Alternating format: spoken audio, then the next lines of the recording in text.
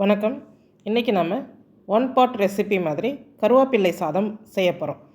கண்டிப்பாக சின்ன பிள்ளைகள்லேருந்து பெரியவங்க வரை எல்லாருமே சாப்பிடக்கூடிய ஒரு சத்து நிறைந்த சாதம் தான். Hello viewers, welcome to Kaapiyas village kitchen.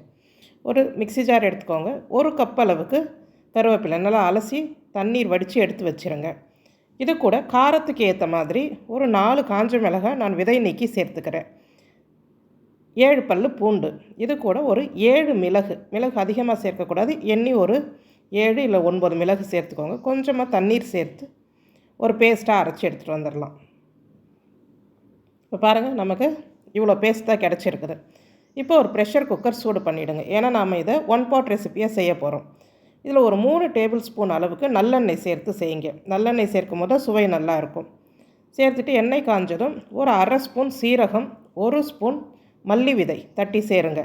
ஒரு 4 காஞ்ச மிளகாய் விதை நீக்கிட்டு சேர்த்துக்கோங்க. 2 டேபிள் ஸ்பூன் அளவு கடலைப்பருப்பு, ஒரு 2 டேபிள் ஸ்பூன் அளவுக்கு வேர்க்கடலை, ரெண்டுத்தையுமே சேர்த்துடலாம். இதில் நிறைய பருப்புகள் இருக்கும் போது தான் சுவை நல்லா இருக்கும். சேர்த்து இந்த எண்ணெயிலே நல்லா ஒரு பொன்னிறமாக வறுத்துருங்க. வேர்க்கடலை நல்லா வறுபடணும், அதனால் மீடியம் ஃப்ளேமில் வச்சு பொறுமையாக வருங்க.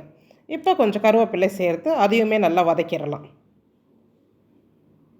நான் இதில் ஊறுகாய் பொடி சேர்க்க போகிறேன். இதை ஏற்கனவே கருவேப்பிலை தொக்கு நம்மளுடைய போன ரெசிப்பியில் நான் எப்படி செய்கிறதுன்னு போட்டிருக்கேன். அந்த லிங்க் தரேன், வேணும்னா எடுத்து பார்த்துக்கோங்க. 1 ஸ்பூன் கடுகு, அரை ஸ்பூன் வெந்தயம், 1/4 ஸ்பூன் சீரகம் சேர்த்து மிதமான தீயில் வறுத்து கடைசி அந்த சூட்லேயே கொஞ்சம் பெருங்காயத்தூள் சேர்த்து பொடி பண்ணுறது தான் இந்த பொடி. இந்த பொடியில் 1 டேபிள் ஸ்பூன் சேர்த்துட்டா போதும். சேர்த்துட்டு நம்ம அரைச்சி வச்சுருக்கிற கருவேப்பிலை பேஸ்ட் அதையுமே சேர்த்துருங்க. சேர்த்து இந்த கருவேப்பிள்ளையோட பச்சை வாசம் போகிற அளவுக்கு நல்லா வதக்கிடணும். இது எல்லாமே மீடியம் ஃப்ளேம்லேயே வச்சு செய்யுங்க. இல்லைன்னா கருவேப்பிள்ளை தீஞ்சுதுன்னா அது டேஸ்ட் மாறிடும். இப்போ இந்த தொக்குக்கு தேவையான உப்பு, மஞ்சள் தூள், பெருங்காயத்தூள் ஒரு அரை ஸ்பூன் சேருங்க. சேர்த்து இதை நல்லா கிளறிடலாம். பாருங்கள், அப்படியே குக்கர்லேருந்து நல்லா திரண்டு வந்துடும் அல்வா பதத்துக்கு. இப்போ நம்ம எவ்வளோ அரிசி எடுத்து வச்சுருக்கிறோமோ அதுக்கேற்ற அளவுக்கு நீங்கள் இதில் தண்ணீர் சேர்த்துக்கலாம். நான் ஒரு 1.5 ஆழாக்கு அரிசி எடுத்து வச்சுருக்கேன். அதுக்கு தேவையான அளவுக்கு தண்ணீர் சேர்த்துக்கிறேன். இது சாப்பாட்டு அரிசி தான். நீங்கள் எடுக்கிற அரிசிக்கு ஏற்ற மாதிரி தண்ணீர் சேர்த்துக்கோங்க. ஒரு 3லேருந்து 4 டேபிள் ஸ்பூன் அளவுக்கு புளி தண்ணீர் சேர்த்துக்கோங்க. திக்கான புளி பல்ப்பாக இருந்துச்சுன்னா 2 டேபிள் ஸ்பூன் போதும். இதை நல்லா கிண்டி விட்டு உப்பு செக் பண்ணிக்கோங்க. உப்பு பத்தலைன்னா சேர்த்துருங்க. அது தண்ணி கொதி வரும்போது நீங்கள் அரிசியை சேர்த்துடலாம். நாம் எப்போவுமே ஒன் பாட் ரெசிபி செய்கிற மாதிரி தான். அரிசி எல்லாமே சேர்த்து கிண்டி விட்டு நீங்கள் 2 விசில் விட்டால் போதும். ஃபஸ்ட்டு ஒரு 2 விசில் விட்டு எடுத்துட்டிங்கன்னா அதுக்கப்புறமா நாம் கொஞ்சம் வெங்காயம் சேர்த்து அதை மறுபடியும் தம்மில் போட போகிறோம். இப்போ நான் இதை ஒரு வானொலி சூடு பண்ணி ஒரு 2 டேபிள் ஸ்பூன் அளவுக்கு நல்லெண்ணெய் சேர்த்துக்கிறேன். சேர்த்துட்டு ஒரு அரை கப் அளவுக்கு சின்ன வெங்காயம் சும்மா ஒன்றும் பாதியமாக தட்டி வச்சுருக்கிறேன். ரொம்ப தட்டிடக்கூடாது. பெரிய வெங்காயமாக இருந்தால் நீல வாக்கில் நல்லா நைஸாக நறுக்கிட்டு அதுக்கப்புறமா சேர்த்து வதக்குங்க. ஆனால் இந்த ரெசிப்பியை பொறுத்தவரையும் சின்ன வெங்காயம் சேர்த்து செய்கிறது தான் பெஸ்ட்டு. அதோடைய மனம் தான் இதுக்கு ஈக்குவலைஸ் ஆகும். வெங்காயம் இல்லைன்னா நீங்கள் சேர்க்காமல் விட்டுருங்க.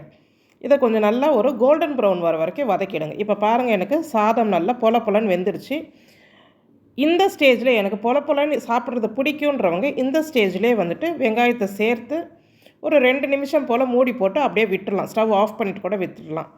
நான் இப்போ வெங்காயத்தை சேர்த்துட்டு மூடி போட்டு ஒரு 5 நிமிஷம் போல் லோ ஃப்ளேமில் ஸ்டவ்லேயே வச்சிடுறேன். ஏன்னா எனக்கு சாதம் கொஞ்சம் சாஃப்டாக வேணும், அதனால். இப்போ பாருங்கள், நமக்கு ரொம்ப சுவையான ஒன் பாட் ரெசிபி கருவேப்பிள்ளை சாதம் ரெடி ஆகிடுச்சு. நீங்கள் வறக்கும் போதே கொஞ்சம் பருப்பெல்லாம் தனியாக எடுத்து வச்சிங்கன்னா கடைசியில் சர்வ் பண்ணும்போது இந்த பருப்பை சேர்த்து சாப்பிட்றதுக்கு நல்ல மென்று சாப்பிட்றதுக்கும் நல்லா இருக்கும். குழந்தைங்களுக்கு கொடுக்கக்கூடிய ஒரு ஹெல்த்தியான லஞ்ச் பாக்ஸ் ரெசிப்பியாகவும் இருக்கும். பிடிச்சிருந்தால் லைக் பண்ணுங்கள். நன்றி.